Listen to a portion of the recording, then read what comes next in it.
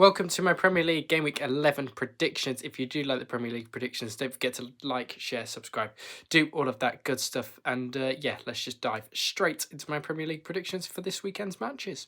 And jumping straight to the 12:30 kickoff tomorrow, then we have Tottenham Hotspur taking on Manchester United and Ruben Amorim in this one. 2-2 draw for Man United last time out away at Nottingham Forest. Decent point on the road for them with Sean Dyche becoming the new manager of Forest, of course.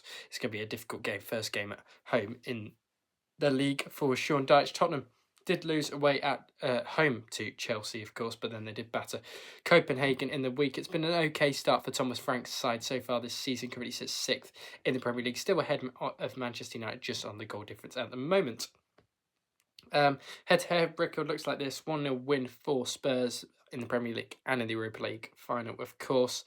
19th of December was a 4-3 home win.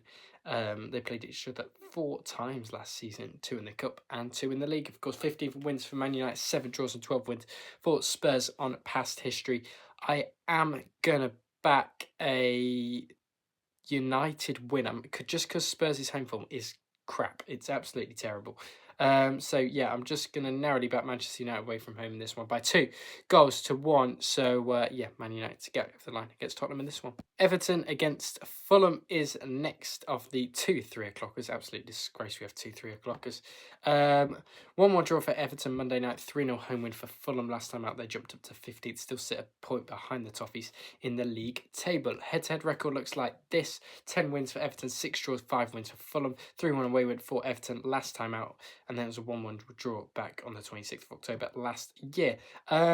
At Everton, Fulham do okay sometimes of recent times, and in recent past, Everton have won 6 of these games, drawn 2 and lost 3. I'm actually going to back, well, Fulham's away record at Everton isn't too bad. I think they've won here a couple of times previous in the last couple of years. Fulham have started the season poorly. I think they're going to get back on track though in this one. I'm going to back them for a nice 1-0 away victory in this one over the Toffees and Everton in this one. So yeah, back in Fulham narrowly to go over the line by a goal to 0 over Everton in this one. West Ham versus Burnley is the next one. Two sides that are towards the bottom of the table, and West Ham could actually creep out of the relegation zone if they beat Burnley by 3 or more goals, if I am correct. West Ham getting a nice solid home win over Newcastle last time out, piling the pressure on Eddie Howe. We'll speak about Newcastle in a moment. Burnley did lose to Arsenal, but that is kind of to be expected with Arsenal's tricky defence at the moment. Yeah, and Arsenal, it's always going to happen for Burnley. They did win back-to-back games in the league against Leeds and Wolves, respectively. Not too bad for Scott Parker's side. West Ham starting to click exactly the right time at the moment. The head-to-heads against Burnley aren't too bad at home either. Won 5, drawn 2, lost 3 at home, but overall 1-10, drawn 5 and lost 5. 2-2 draw last time they did play on the 10th of March 2024. 2-1 away went for the Irons at Burnley on the 25th of November. I am going to back this West Ham side in this one. Could get back-to-back wins in the Premier League for the first time this season. So yeah, getting a nice 2-1 home West Ham victory in this one. I just think Burnley might start to crumble a bit now, but it will mean they will still stay outside the bottom 3 if they do only lose this by 1 or 2 goals. So yeah, backing out West Ham to win this narrowly by 2 goals to 1. Sunderland versus Arsenal is the 5:30 kickoff, and this should be a 3-1 because, well, not only is Granit Xhaka facing his former side, but the Stadium and Light atmosphere should be an absolute belter for this one. Arsenal winning in the week. Of course, they've only conceded 3 goals all season. Can they break that Mourinho record of only conceding 50 in a season? 5-1 win for Arsenal. Last time they did play in the 2021 in the EFL Cup. I think that's when Sunderland were a League One side. 2-0 back in the Premier League. Last time they played on the 16th of May, 4-1 away for Arsenal on the 29th of October. I think that was back when Arsene Wenger was in charge. It was. I think that was his last season. I am going to back Arsenal for a solid win and go for a nice 2-0 away win. I think the defence is really, really solid. I know Sunderland might cause a few issues at the Stadium and Light at home, especially, but yeah, I'm just going to back Arsenal in this one by 2 goals to 0. I just see it. And they have been immense recently. Have the Arsenal. Sunderland been on good form, as we know, beating Chelsea. Maybe dropping points at home to Everton on Monday night. But yeah, back in Arsenal for a 2-0 away win at Sunderland. Chelsea versus Wolves is the 8 o'clocker then at Stamford Bridge on Saturday night. Chelsea getting a disappointing result in the week, drawing away at Karabag. Chelsea also did beat Tottenham by a goal to nil in the league in the week last weekend as well, so that was a good result for them. Last time they did play in a head-to-head was a 3-1 home win for Chelsea on Monday Night Football last season, 6-2 the other way on the 25th of August. They did do the double over Chelsea. 11 wins for Chelsea, 4 draws, Wolves 6 wins. In their last time Wolves did win this fixture was 4-2 on the 4th of February 2024. Yeah, Wolves will be looking to win this, try and get a big win away at Stamford Bridge, but I just don't see it. 2 points at the moment. They're on to break Derby's record at the moment. They need to pick up points. No Vitor Pereira. Of course, James Collins will be managing this game, the under-21s boss. Chelsea are going to win this quite comfortably. I think Enzo Maresca's side will win this quite easily. I'm going for a nice 3-1 Chelsea home win in this one. I think Wolves will score with they've got Strand Larsen up front. Maybe he'll grab a goal or something. But yeah, I'm back in Chelsea and Enzo Maresca's side to win this by 3-1 over Wolves. Now to Villa Park, where Aston Villa take on Bournemouth in the first game of the 2 o'clockers then. This one is being played on Sky Sports Cricket. I don't think there's going to be any people walking out in Test match overalls, but yeah.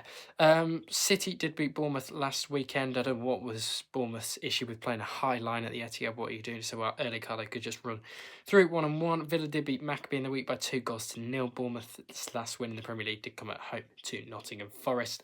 Last time these sides did play each other was a 1-0 away win for Aston Villa on the 10th of May earlier this year. 1-1 at Villa Park on the 26th of October. Andudi Iraola's side will be looking to win this after their defeat at Manchester City last weekend. Is Senesi going to be playing because he had a mare last week, didn't he? With Erling Haaland, Villa could go level on points with Bournemouth with a win here if they could get it. I am going to back a draw, though, between these two sides. I think it'll be quite a scrappy affair, this one. So, yeah, back in a 1-1 draw between Villa and Bournemouth in this one. Now to the GTEC Community Stadium where Brentford take on Newcastle. Should be an interesting game this if Wissa is playing, but I believe he is injured and probably won't be played for Newcastle as he's out until late November. Nick Voltemada has been firing the goals in for Newcastle so far this season. He's been the perfect replacement for Alexander Isak. They did bounce back from the defeat at West Ham at the weekend. They did beat Bilbao by 2-0 in the week with Byrne and Joe Linton scoring brilliant header by Dan Byrne in that one. Brentford's loss did come away at Crystal Palace last week and they beat Grimsby 5-0 in the Carabao Cup and beat Liverpool by 3-2 and West Ham before that. Head-to-head records, Newcastle won last time they played at St James's Park in the Cup and League, 3-1 in the Cup, 2-1 in the League, but then back at Brentford at the GTEC was a 4-2 home win for Brentford in that one. 9 wins for Newcastle, 1 draw, 2 wins for Brentford. Yes, Brentford currently 12th, Newcastle sit 13th. At the moment, I am going to back a Desmond in this one. I'm going to back a 2-2 draw. I think this could be an absolute crazy game of football with the attacking power that's on offer. And Brentford just love scoring goals, don't they? Under Keith Andrews this season. So yeah, back in a 2-2 draw between these two sides in this one on Sunday afternoon at 2 o'clock. So yeah, 2-2 between Brentford and Newcastle. Crystal Palace take on Brighton in what is a bit of a derby, I guess, the M23 derby, the A23 derby, whatever you want to call it. Palace did beat Alkmaar in the week, might be a bit tired from that. Brighton did batter Leeds United by 3-0 at the weekend, or last weekend I should say. 2-0 home win for Palace over Brentford in the league. They beat Liverpool in the Cup as well. Did lose to Arsenal before that, but anybody goes to Arsenal and loses. 2-1 home win for Palace. Last time they did play Brighton on the 5th of April. Good win for them. Back on the 15th of December 2024. 3-1 away win for Crystal Palace at Brighton. 9th versus 10th in the Premier League. Not that it's going to be that interesting. Palace have won this game 8 times, 9 draws, 6 wins for Brighton. I'm going to back a draw in this one. It always seems to be a draw, although Brighton and Fabian Herzler can be quite naive when it comes to his tactics. But yeah, I am going to back a 1-1 draw in this one. So yeah, Palace and Brighton to play a 1-1 draw out in this one. And yeah, continue the boringness of the 8th or the M23 derby, whatever it's called. Now to the City Ground, where Nottingham Forest take on Daniel Farke's Leeds United. Very disappointing result for Nottingham Forest last night. Morgan Gibbs-White missed a penalty away at Sturm Graz. Not what they were hoping for in the Europa League. 3-0 home win for Brighton over Leeds last time out. Or Leeds did lose that game, obviously. Difficult defeat for Daniel Farke's men in that one. Last time they did play in the Premier League was the 22-23 season. 1-0 home win for Forest at the City Ground, 2-1 home win for Leeds at their place. 9 wins for Forest, 7 draws and 7 wins for Leeds on this occasion. It is currently 19th versus 16th, two teams that have been doing really, really poor at the moment.